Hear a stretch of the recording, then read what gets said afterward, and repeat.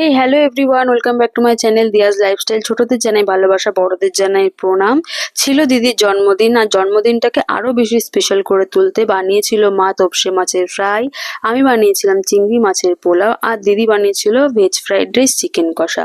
আর দিদি শাশুড়ি মা দিদির জন্য বানিয়েছিল পায়েস। আর আমরা পুরো দিনটা খুব মজা করলাম, আর দুপুরের খাবারটা জমিয়ে করলাম এই নানান পদের খাবার দিয়ে।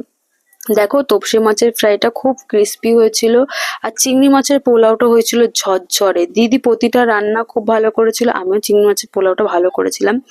যদিও নিজের প্রশংসা নিজে করতে নেই, কিন্তু সবাই বলেছিল। তোমরাও দিদিকে খুব শুভকামনা জানিও, যাতে ও ভালো থাকে, সুস্থ থাকে, আর আমাদের এমন ভালো ভালো খাবার খাওয়াতে থাকে।